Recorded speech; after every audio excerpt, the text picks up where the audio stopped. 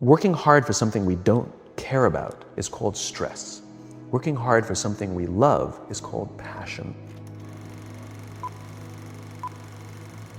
What's the difference between, doing something you love and you work late hours and you sacrifice your relationships and you sacrifice your family, but you look at it and say, it was hard, but it was worth it, versus losing all those things and all you do is get a Lamborghini at the end. It's like, was it worth it? I'm like, not so sure I'd do that again, And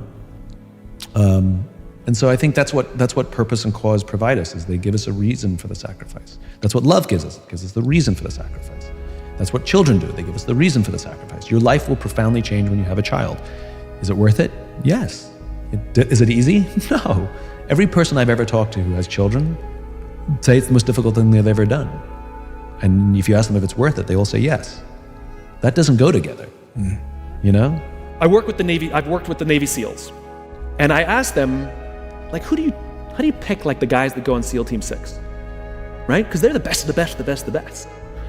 And they drew a graph for me, and on one side they wrote the word performance, and on the other side they wrote the word trust.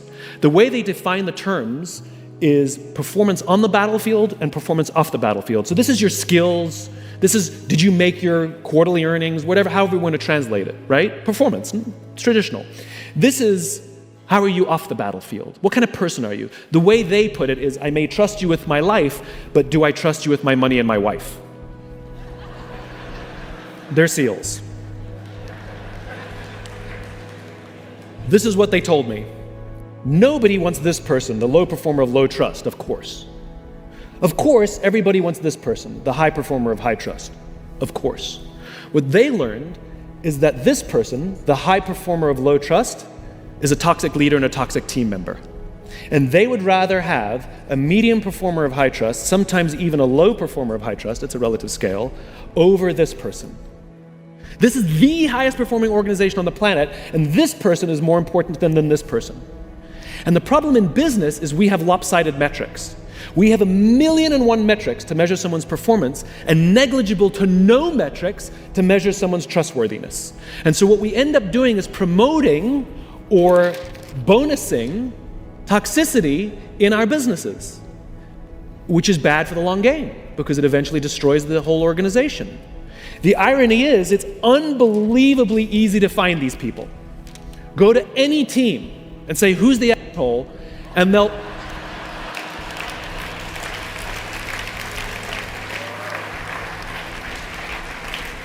they will all point to the same person. Equally, if you go to any team and say, who do you trust more than anybody else? Who's always got your back? And when the chips are down, they will be there with you. They will also all point to the same person. It's the best gifted natural leader who's creating an environment for everybody else to succeed, and they may not be your most individual highest performer. But that person, you better keep them on your team. The human brain cannot comprehend the negative. It is incapable. Yes, it's true. I'll give you an example. Okay? No, I'll give you an example. You don't have to believe me. I'll prove it. Okay? The human brain cannot comprehend the negative. You ready? Don't think of an elephant. Oh. Hell no. You can't tell the human brain not to do something, right? And so what happens is we very often reinforce things when we put things in the negative, right? I can't get apart, right? Or I can't do this, versus I'm going to keep doing this. Right? And it's such a huge thing to convert things into the affirmative. You're supposed to do it with children as well. We're supposed to say, instead of saying to children, don't eat on the couch, we're supposed to say, eat at the table. Right? We tell people what we want them to do, not what we don't want to do. Pilots know this, right? It is well known in the pilot community that when you tell a pilot, don't hit the obstacle, they'll hit the obstacle. Because what they're doing is focusing on the obstacle. Skiers know this. If you ever seen skiers go through trees, do you know how they do that? It's very easy. It's actually surprisingly easy. If you go through trees on skis and you go, don't hit a tree, don't hit a tree, don't hit a tree, guess what you're watching? You're only looking at trees. All you're doing is seeing trees. You don't understand how anyone can ski with all these trees, right? As opposed to follow the snow, follow the path, follow the path. The only thing you see is the path. Skiers know this. If you say don't hit a tree, you'll hit a tree. You won't be able to find a path because all you see is millions of trees. If you say only follow the path, you actually don't see any trees. There's actually very sparse trees. There's plenty of path, there's plenty of snow. It's the same thing for you. If you focus on the obstacles, all you will see is obstacles. If you focus on the path through the trees, all you will see is path through the trees. It's your choice how you choose to perceive your own career. It's literally perspective. The reality is, I'm an idiot. And I'm not being flip about it. I don't understand very complicated things. And so I ask a lot of questions so that the person who's telling me something complicated, who's talking in terms as if I understand them, Sure. finance or neuroscience, I don't know what you're talking about. Right. And I ask enough questions just so that I understand it. So is what you're saying this? No, that's not what I'm saying. Well, what are you? So I'll give you a perfect example. So a long time ago, I had a client. They were a public company, and they brought me on to do some work for them. But they invited me to sit in on a meeting from the consultant that they had hired. And so all the C-level executives and me, and this consultant was giving a presentation about something, and all the C-level executives were sitting there nodding and taking notes on the PowerPoint that they had printed up in front of them, and I had it as well, and I didn't understand a frickin' word of it. Yeah. Right? I was like looking around, like, Yeah. and so I'd raise my hand and say, I'm really, really sorry. I know I'm the only person in this room without an MBA, but this doesn't make sense. Like, you say A plus B equals C, but based on your logic, A plus B equals D. Can you just say it again, please? I'm really sorry to slow the meeting down, everybody. And you could see the consultant getting frustrated with me and would try and explain it again. I said, I'm so sorry. And one by one, all the C-level executives said, yeah, I don't understand it either. Now, if the idiot hadn't spoken up and said, I don't understand, they all would have nodded their heads for fear of looking stupid because they didn't understand. And they would have paid a lot of money for a document they didn't understand, and they would never have used it and would have sat on a shelf. And it's because I'm okay being the idiot. Like, that's why I'm not being flip. I'm okay everybody in the room going, because I have to ask questions until I understand it. But the reality is once I can get to the point where I understand it, I can get it so simple that I understand it, and I can say it in simple terms. That means other people understand it too. Yeah. So there's a lot of value being the idiot. Look, human beings, we can't help ourselves but compare ourselves to others. And comparison is the deadliest thing we can do to ourselves, because we will always come up short. And all it does is exaggerate all of our insecurities. It's okay to enjoy other people's success, but you let them live their lives and you live your life. Oh, and by the way, they're curating their social media. That's not really their life. And so you're making decisions based on how you feel, based on their curated things. I know, I've talked to so many millennials. I know somebody who's out of work, really depressed, and yet she goes and does all these things so she has the appearance of this amazing, successful life. And so now she may be making those decisions based on what her friends, who knows what sort of weird, twisted, exaggerated, circle of depression this is forming. So go back to the rules of the infinite game. Your friends are there to admire. Your friends are there to say, God, I'm so happy for them. What are they doing that I can learn from? I'll give you an example. So we can all fall into this trap. So, in my business, authors and speakers and folks like us, we're all comparing ourselves to each other, and sometimes it can get silly and competitive. And there was, sometimes I go on Amazon and I check the rankings of my books to see that I still have a job. And now and then there was this one author who I hated for no reason. He's very smart. His work's incredibly good. He's incredibly well respected. I respect him, but I hate him. And I would check the rankings of his books. And when I was ahead, I'd be like, yes. And when he was ahead, I was like, right? It would drive me crazy. And I had this weird abstract competition. Same thing, right? Social media happened to be Amazon rankings. Right. And I would check in all the time. I'd always check in, mine, his, nobody else, just mine and his. Anyway, we were, I was at an event and we were interviewed together on the same stage. and the interviewer decided to let us introduce each other. So I went first. I had to introduce him, and this is what I said. I looked at him and I said, you make me very insecure. I said, because all of your strengths are all of my weaknesses. And every time I see you do well, it just reminds me what I'm bad at. That's how I opened up. He turned to me and he said, funny, I feel the same way about you.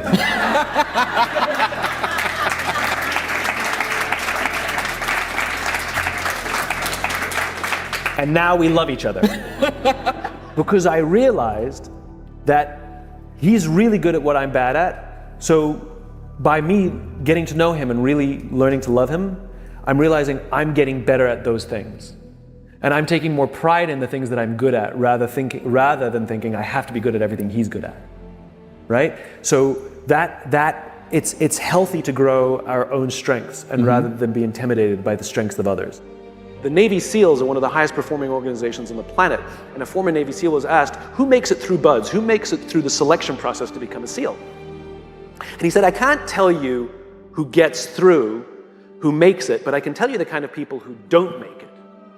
He said the star college athletes that never have been really tested to the core of their being, none of them make it through.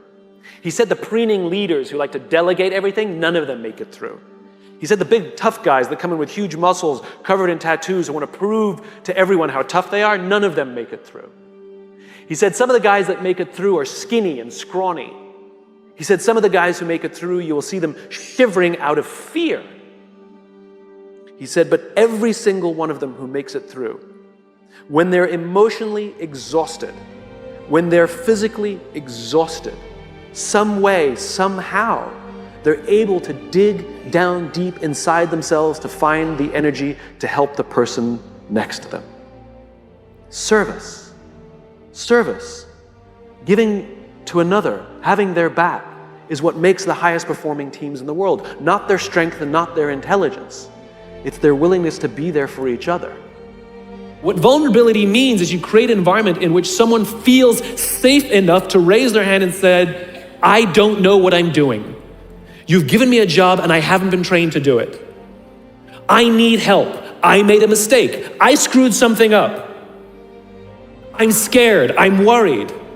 All of these things no one would ever admit inside a company because it puts a target on your head in case there's another round. And so we keep it to ourselves. And how can a company ever do well if nobody's ever willing to admit they made a mistake, that's scared, or they don't know what they're doing? And so we've literally created cultures in which every single day, everybody comes to work and lies, hides, and fakes. And we're asking our youngest generation to work and succeed and find themselves and build their confidence and overcome their addiction to technology and build strong relationships at work. We're asking them to do this, and these are the environments we've created. We keep saying to them, you're the future leaders. We're the leaders now. We're in control. What are we doing? This is what empathy means. It means if there's an entire generation struggling, maybe it's not them. It's like, you know, the only thing that the common factor in all my failed relationships? Me. Same thing. Oh, we just can't get the right performance out of our people. Maybe it's you. Right? It's not a generation. It's not them. They're not difficult or hard to understand. They're human beings like the rest of us, trying to find their way, trying to work in a place where they feel that someone cares about them as a human being. By the way, that's what we all want. In other words, it's not even generational. It's all of us.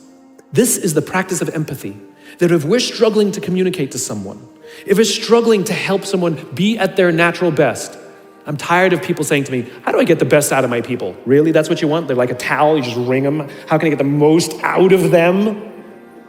No, how do I help my people be at their natural best? Right? We're not asking these questions. We are not practicing empathy. We have to start by practicing empathy and relate to what they may be going through, and it will profoundly change the decisions we make. It will profoundly change the way we see the world. Someone's driving to work, you're driving to work, and someone wants to cut into your lane. What do? Do you pull your car up, or do you let them in? Most of us pull our cars up and go like this. You wait your turn. Now let's practice empathy. I don't know, maybe they've been out of work for 6 months. Maybe they had trouble getting the kids out to school this morning and now they're running late for a really important interview and they just have to get to this interview and they're gonna cut into our lane. Or maybe they're just a bastard, I don't know. But that's the point. We don't know. We don't know. And the practice of empathy will say, I'll let them in and I'll arrive to work 1 car length late. Right? We don't always have to be right. We don't always have to be in charge. We don't always have to be the one who succeeds. It's not about winning or losing. Go after the things that you want. Let me tell you a story. So a friend of mine and I, we went for a run in Central Park. The Roadrunners organization, on the weekends, they host races. And it's very common at the end of the race, they'll have a sponsor who will give away something, apples or bagels or something. And on this particular day, when we got to the end of the run, there were some free bagels. And they had picnic tables set up, and on one side was a group of volunteers. On the table were boxes of bagels, and on the other side was a long line of runners waiting to get their free bagel. So I said to my friend, let's get a bagel. And he looked at me and said, the line's too long. And I said, free bagel. And he said, I don't want to wait in line. And I was like, free bagel. And he says, nah, it's too long. And that's when I realized that there's 2 ways to see the world. Some people see the thing that they want, and some people see the thing that prevents them from getting the thing that they want. I could only see the bagels. He could only see the line. And so I walked up to the line. I leaned in between 2 people, put my hand in the box, and pulled out 2 bagels. And no one got mad at me. Because the rule is, you can go after whatever you want. You just cannot deny anyone else to go after whatever they want. Now, I had to sacrifice choice. I didn't get to choose which bagel I got. I got whatever I pulled out, but I didn't have to wait in line. So the point is you don't have to wait in line. You don't have to do it the way everybody else has done it. You can do it your way. You can break the rules. You just can't get in the way of somebody else getting what they want. I keep meeting these wonderful, fantastic, idealistic, hardworking, smart kids. They've just graduated school. They're in their entry-level job. I sit down with them and I go, how's it going? They go, I think I'm gonna quit. I'm like, why? They're like, I'm not making an impact. I'm like, you've been here 8 months. You know? It's as if they're standing at the foot of a mountain and they have this abstract concept called impact that they want to have in the world, which is the summit. What they don't see is the mountain. I don't care if you go up the mountain quickly or slowly, but there's still a mountain. And so what this young generation needs to learn is patience. That some things that really, really matter, like love, or job fulfillment, joy, love of life, self-confidence, a skill set, any of these things, all of these things take time. Sometimes you can expedite pieces of it, but the overall journey is arduous and long and difficult. And if you don't ask for help and learn that skill set, you will fall off the mountain, or you will, the worst case scenario, and we're already seeing it. The worst case scenario is we're seeing an increase in suicide rates. We're seeing an increase in this generation. We're seeing an increase in accidental deaths due to drug overdoses. We're seeing more and more kids drop out of school or take leaves of absence due to depression. Unheard of. These are all, this is really bad. The best case scenario, those are all bad cases, right? The best case scenario is you'll have an entire population growing up and going through life and just never really finding joy. They'll never really find deep fulfillment in work or in life. They'll just waft through life and it'll be just, it's fine. How's your job? It's fine. The same as yesterday. How's your relationship? It's fine. Like that's the best case scenario. We're taking this amazing group of young, fantastic kids who are just dealt a bad hand. It's no fault of their own. And we put them in corporate environments that care more about the numbers than they do about the kids. They care more about the short-term gains than the long-term life of this young human being. We care more about the year than the lifetime, right?